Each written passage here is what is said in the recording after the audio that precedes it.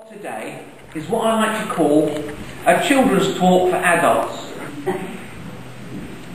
I hope it's something that you'll actually understand what I'm saying, but also that it will challenge you. That's why I do it. So I've done this before, and I think this is the third time I've given this particular sermon, a talk. It's not really a sermon. But let's go on. Here I have a Christmas present.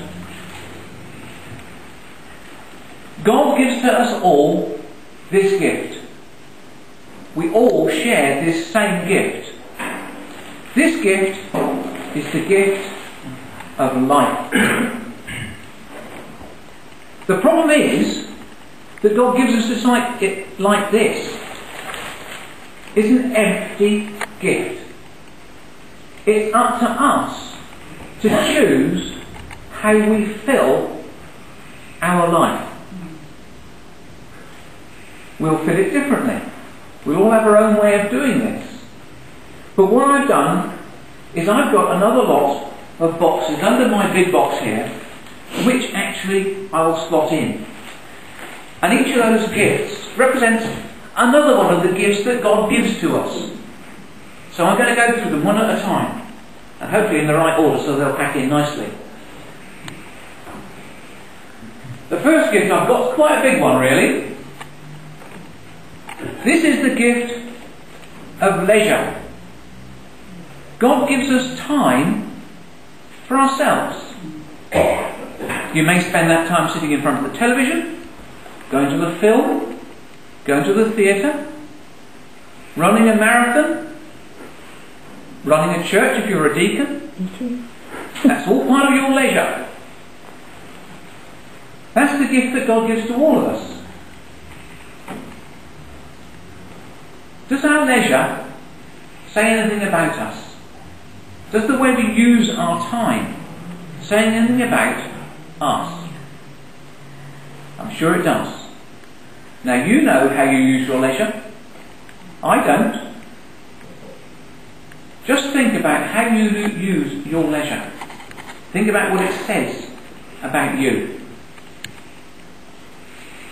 Now that's locked in nicely at the bottom of the box. There it is. I'll try and show you as I go along how it fills the box up. So there you are. That's actually nearly a quarter of the box. So we actually do spend quite a lot of time on our leisure, don't we? If you think about it, you do. So what have we got next?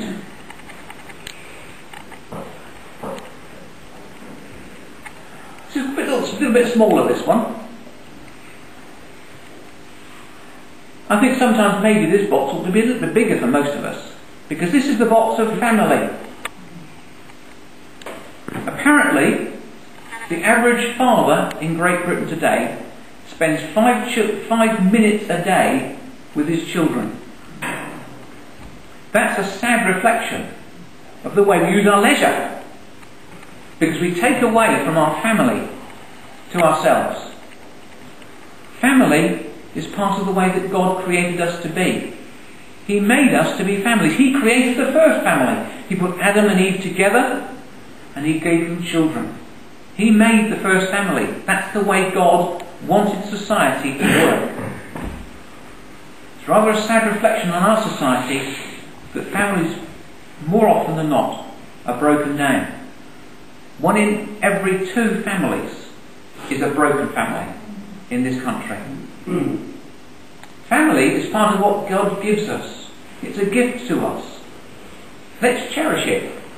Let's put it in our life. So there we go. Whoops. There's your leisure. There's your family. What's the next one?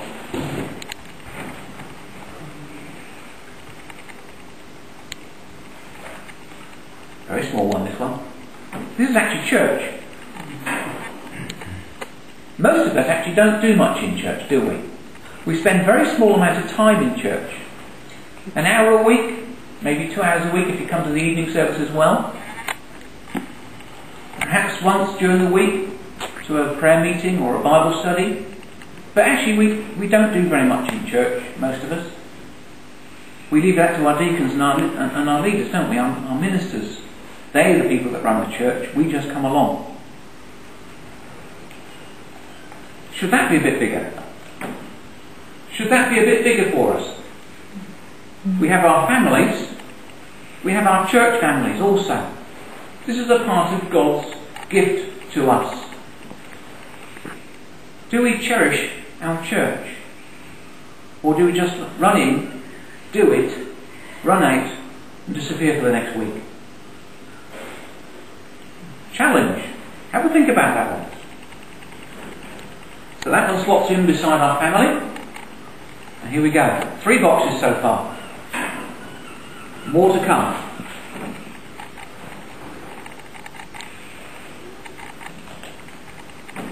It's a bit bigger, this one. This is holiday. For many people in our country, holiday is the most important thing in their life. We have friends down in Dorset who go regularly on the QM2. They do it at least 3 times a year for at least 2 weeks at a time. They spend their entire life saving for their holiday. That's almost their raison d'etre. Holiday. Holidays are necessary. It's a part of God's gift to us. God gives us holidays. That's why He gave us Sunday. He gave us the Sabbath. That's our holiday. That's part of our holiday. We need holiday to recuperate, to rest, to share together. It's one of God's gifts to us. How important to you is holiday? Does it dominate your life? Or is it a part of your life? Have a think about it. So there we go. That's what's in nicely there. It's a little jigsaw puzzle, this, isn't it? So there you go. I've got 4 presents in there so far. What's the next one? This one is friends. God gives us friends. We need friends. Sometimes you need to escape from your family. Let's be honest. But God gave us friends. God gave us people around us who we could relate to, who we could share with, who have the same interests as us, so that we can have social interaction. God gives us friends. Really large box, actually. Relationships are very important to God. Relationships are very important to God. That's what salvation is about. It's about relationship. Friends are important. Friends are also important in part of mission. If you think about it, God gave us friends for another reason, so that we could share the gospel with them. How much of that do you do? There's another challenge for you. Have a think about that one. But God gives us friends, and He asks us to put them in our lives as well. And that slots in there nicely. So you can see it all gradually filling out. 3 more to come yet. 3 more to come. The next one. Now, some of you may say, hang on a minute. Work is a part of God's curse. I don't like work. So that's part of God's gift to us. Work. As I say, it gives us purpose and it gives us meaning. Without it, we actually lack those things. So let's put that in the box as well. And that fits in nicely. There's not much space left. It's nearly full. We're nearly there. 2 more boxes to go in yet. Now, what about this one? It's a funny shape, this one. Maybe you feel this is a bit an awkward one, because this is prayer. God gives us prayer as a gift. It's an opportunity to come to Him and share what's on our hearts. As I say, it's a bit of a funny shape. A bit awkward, isn't it? A bit difficult. But we put it in anyway. So we slot it in, it pushes into a corner, leave bit gaps around it. But there it is. It slots in. One tiny little hole left now. One tiny little hole to be filled up. And I think we've got a problem. Because this is the box we've got to get in there. This is the box we've got to fit in. Now what's this box, do you think? This box is God.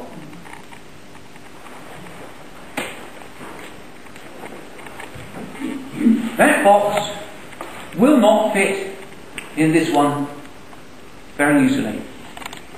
We've got that tiny little gap there. We've got this big box to fit in. In order to get that in there, I'll tell you, you've got to take at least 3 other boxes out.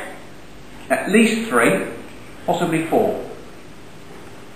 How do you fit God into a life which is so full? Our lives are very, very full. We spend our lives running from pillar to post, doing things, and we haven't got room for God. What are we going to do? How are we going to get this in there? Shall I show you how most people do it? I'll show you exactly how they do it.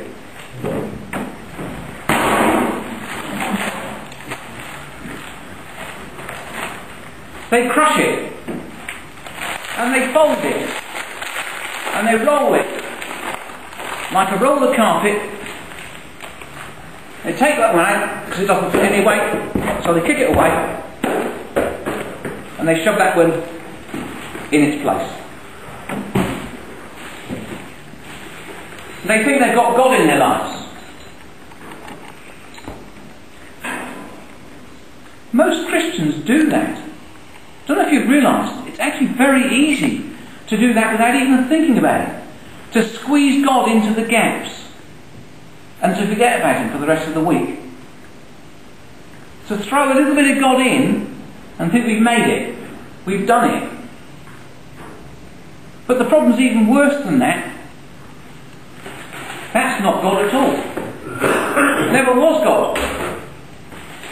In fact, there's no way you can get God in here. Because this is God. Even if you chop that into little lumps, it wouldn't fit in here. You cannot fit God into your life. It is not possible under any circumstances whatsoever. You cannot fit God into your life. You've got to fit your life into God. The only way you can do it is to actually climb in. You've actually got to get into God. You've got to give Him everything. And I'll tell you something else. The best way to do that is on your knees.